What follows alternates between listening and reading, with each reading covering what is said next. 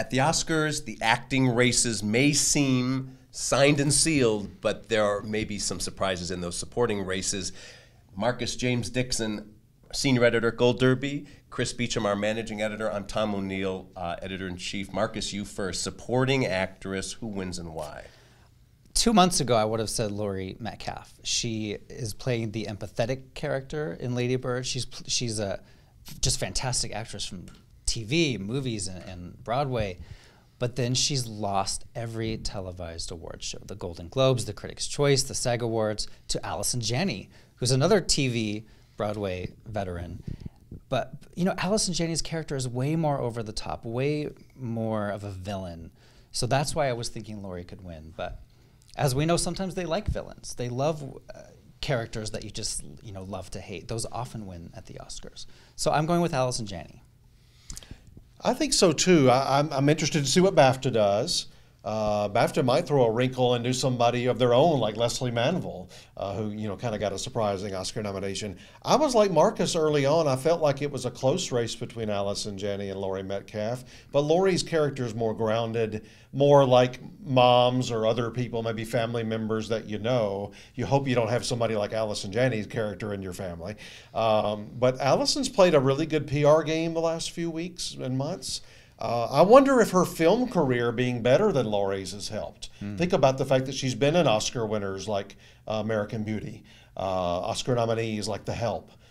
She was in the SAG ensemble of Hairspray.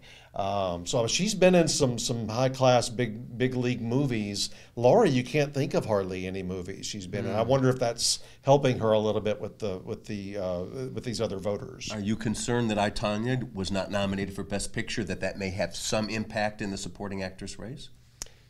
A little bit. I mean, that's a notch against it, but we've seen many actors win that weren't in Best Picture. Okay. Let's talk about the campaign, which is what is so important here. All those awards that Marcus just mentioned that Allison Janney won, she is well known to the voters personally, to all of them. I'm a member of Broadcast Film Critics.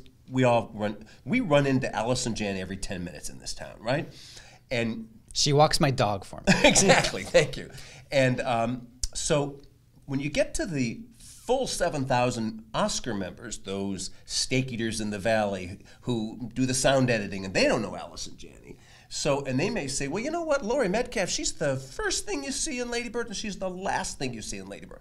And not only that, she is sympathetic while also being harsh and pretty horrible. And she is an empathetic character in a way that the problem with Allison Janney, to some extent, is that she's all villain. I mean, you think at one moment she's going to have a redeeming moment, and then she just goes for the kill. What's your take, Chris and Marcus? You first, Chris, on the campaign part of it, because Allison Janney doesn't have the same advantage here that she had at all those other ones. Right. Globe voters don't vote for Oscars. Critics' Choice does not vote for Oscars. No, but I'm saying... No, but SAG members, some of those are Oscar voters. I think that was... I'm talking about this. I'm talking about the 5,000 people who are not in the actors branch at the Oscars. You know, in other words, right. they have no connection to Allison Janney like all those other groups did, personally. Yeah, but they don't to Laurie either. I don't think they do to any of these five in particular for supporting actress. I think Allison has another advantage here that I think is going to help put her over the top, and that is she's that winking devil you talk about. While the character's unsympathetic, you get the gleam in Allison's eye as an actress that she's getting to play this part, and I think that shows. And she also has the physical transformation. This helps a lot of people win Oscars. Like Eddie Redmayne won over Michael Keaton. Everyone thought Michael Keaton, except for you, I think at SAG predicted Eddie.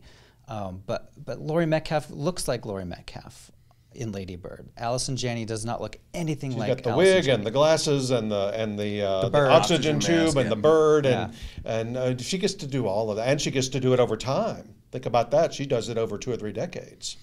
Let's switch to supporting actor. Does anybody beat Sam Rockwell, Marcus? Or can they?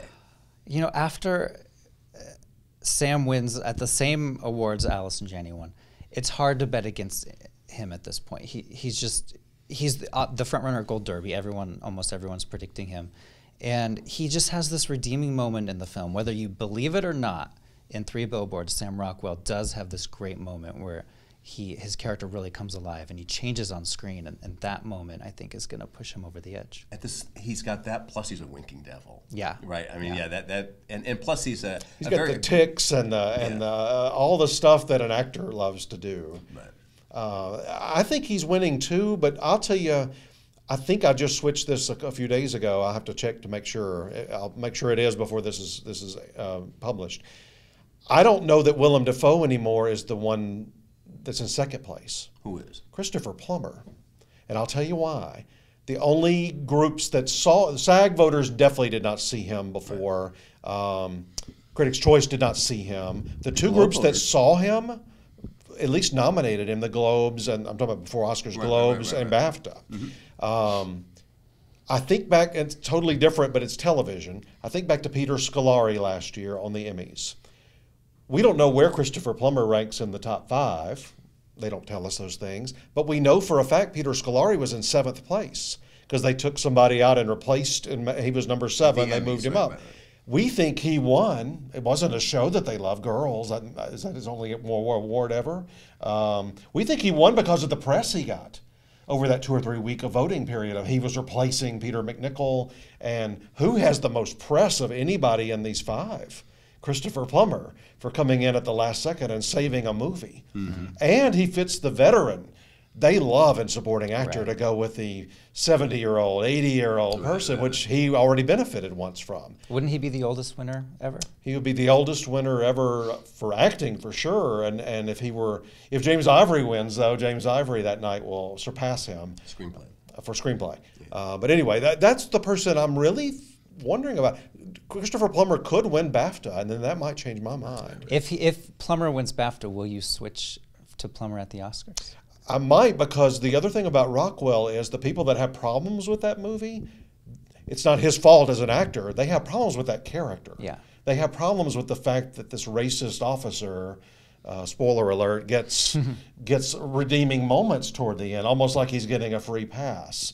And it's nothing to do with him, it's with the character. So that's why I'm still wondering. And we have more time for mischief this year than ever. Everything else is almost over, and then there's a month before the Oscars. Best actor is foregone conclusion with Gary Oldman, right? He's a famous person portraying a famous person. Everybody wins for playing Churchill. The physical transformation. I think he won this, 7-8 months ago when we saw the first trailer. I think people knew at that time this is a performance that you just lock it in. But Timothee Chalamet has a lot of fans out there. I'm not sure those fans are Oscar voters, though. But he's been campaigning aggressively. Yeah, he would be the youngest winner of all time. Gary's been out there more than I would have thought. Okay. For a noted British actor that doesn't really live here, and I've seen him at a lot more things than I thought I would. Mm-hmm. He's really going for it. And he has the transformation. Yeah. A complete transformation that's probably going to win makeup and hair as well. If Gary Oldman can win the Golden Globe, and this is an organization he made fun of and was kind of not very nice to them, if he can win them over, he's got the Oscar in the bag. 3 Billboards is all about Frances McDormand just channeling this brilliant rage. Mm-hmm. She won her first Oscar years ago for giving us a kind of snarky defiance, but here we've got raging defiance, which makes it all the bigger and all the more amazing. Can she lose to, let's say, Sally Hawkins in a sweep of Shape of Water? It's possible. Sally Hawkins does not speak in her film, but that hasn't hurt people in the past. It's helped them. Yeah, there's a photo gallery right now on Gold Derby, if you want to look at it, of all the people that have won for non-speaking roles. And if Shape of Water wins Best Picture, what do you always say? The Best Picture winner often takes home an acting award, which could help. You're going on this 3 Billboards bandwagon, that could help Frances. But with this new voting, with this picture director kookiness, preferential ballot stuff, that acting thing doesn't always follow Best Picture. Michael Keaton didn't win for Spotlight, and he didn't win for Birdman when we thought he should have, according to the old formula, right? Right. We talked about people not campaigning or not campaigning enough. I think in this one instance for this year, Frances McDormand, it actually helps because she is so defiant, even like in real life. And it's almost like a cool factor that she gets. When you see her in the audience and they say her name, the people in the room just erupt. They want to see what she's going to do. They want to see her swagger up to the stage. And they want to see her, what is she going to say when she gets up there? They want to see her brushing the cameraman off of her face when somebody else from the movie wins. They like that defiance in this particular case. Others that we've seen, and Emma Stone in this category, or Brie Larson, they charmed people to death. Remember, Sandra Bullock even said, "Did I just wear you all down?" So I don't think that, we don't expect that Frances McDormand, and I don't think those voters do either, and that's helping her in this case. I agree. But what do you think? Go to Gold Derby, make your predictions, and make it matter, because your views impact our racetrack odds.